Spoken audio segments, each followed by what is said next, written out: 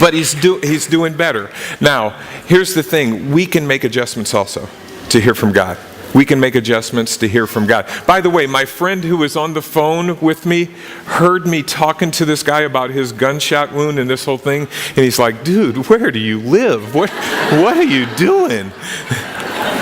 And for me, it was like, I didn't even think twice about it. It's just normal stuff that you deal with on a regular basis. So how does this relate to us? If you're not hearing from God, we simply need to make some adjustments. We simply need to make some adjustments. Here's what it says. Now Samuel did not yet know the Lord. Now, here's what I would say. He's ministering before the Lord on a daily basis. He's serving before God.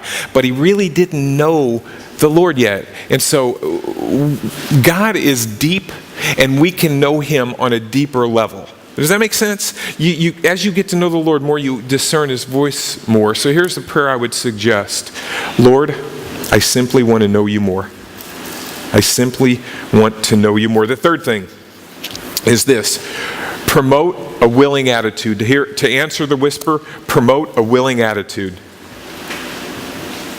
Therefore Eli said to Samuel, go lie down, and it shall be if he calls you that you must say, speak, Lord, for your servant hears. So Samuel went down and lay down in his place. Now the Lord came and stood and called us at other times, Samuel, Samuel.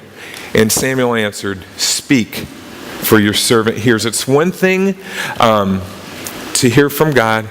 It's another thing that has an attitude that says, I'm willing to hear from God. Let me ask this question. In hearing from God, do you have the attitude that says, speak, Lord, for your servant hears? Do you have that attitude that says, speak, for your servant hears? Are we willing to listen to what God has to say? I had this situation with another member of my community. As I was walking around, I walked up to talk to another guy, and he came up to me and he said that he had went to church. And this guy, he has issues in his life also. He's some addiction issues. And he said he had went to church and he had talked to the pastor, and the pastor told him, hey, this is going to be your day. This is going to be your day. Now, he was really, really dramatic in doing this. And he said that what he did was he believed that it was going to be his day. And so when the drug users came over to his house, because he's got this house where people come over and use drugs, he told them to go away, and that he was going to call the police on them, and he was going to do this and he was going to do that. And I said, you know what? That's absolutely wonderful. But here's what he does. He has also falsified claims, and I know this for a fact, and he is on disability. And there's nothing wrong with disability. But when you lie about disability, there's something wrong with that, right? So here's what I told him. I said, that's wonderful, that's great, but here's the thing, dude.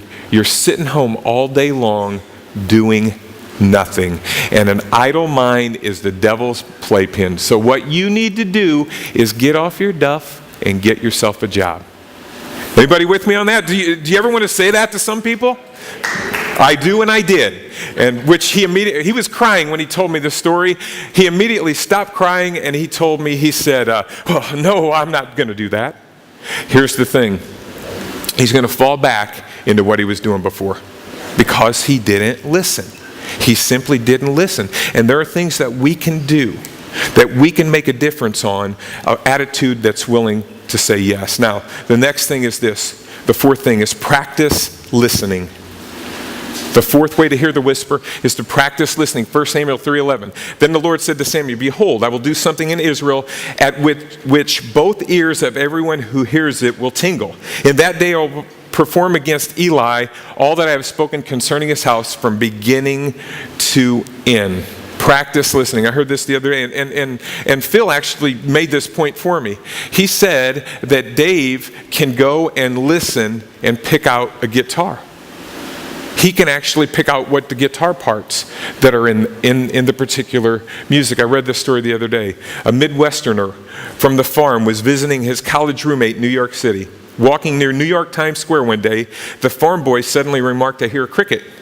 You're crazy, the city friend replied. It's noon rush hour, and in all this traffic noise, you heard a cricket? Come on, man.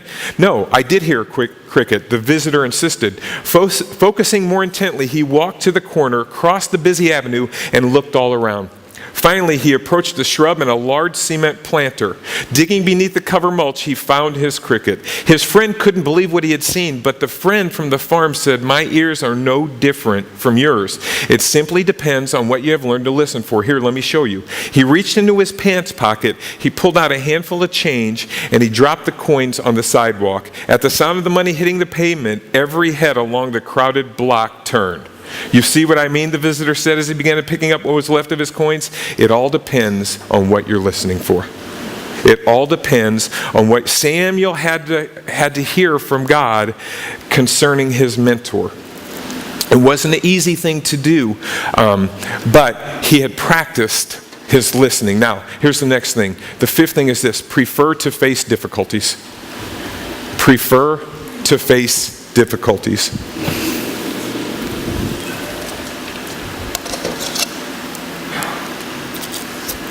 So Eli comes to Samuel and he says, "What was it that the Lord told you?" And Samuel, he really doesn't want to say what he told him because it's against his mentor. It's against his spiritual superior, so to speak. And he doesn't want to deal with that situation. He said, "What is the word of the Lord spoke to you? Please do not hide it from me. God do so to you, and more also, if you hide anything from me of all the things that he said to you." Then Samuel told him everything and hid nothing from him. And he said, "It is the Lord. Let him do what seems good to him." In life, we're constantly facing difficult situations. And here's what I can tell you. If you run from those difficult situations, what's going to happen is God will bring those difficult situations back up to you and you will face them again. You can run from them all you want, but they're going to always come back to you. So my suggestion is that we prefer to face those difficult situations and we face them head on. We face the situations that are difficult for us and we do it in a way that we're hearing from God and we're listening to God, but we're not running from those situations. I got a video clip of a young man who had a difficult situation and heard God in the middle of it, and I just want to share that with you this morning. Financial peace has really taken us to the next level. We're joyfully at baby step 6 and feel like...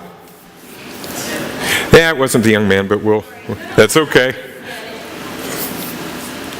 Just give us a second because I do want us to hear this one. Anderson lives on a ranch in the middle of Nebraska. Isolated from much of the world, he often listens to KSBJ Christian Radio out of Houston, Texas, which he picks up on Sky Angel. In late October, Logan made a call to the station that would soon be heard around the world. Hey, Mike, can I talk to you? You bet, Logan. What's up? I want to tell you something that God just told me. Okay. Last night, my dad was roping this calf. And this calf had been born from a really old cow. She didn't have really the greatest milk. She didn't have, like, the vitamin C and stuff. Okay. She broke her back. And this morning I went out and put her down myself.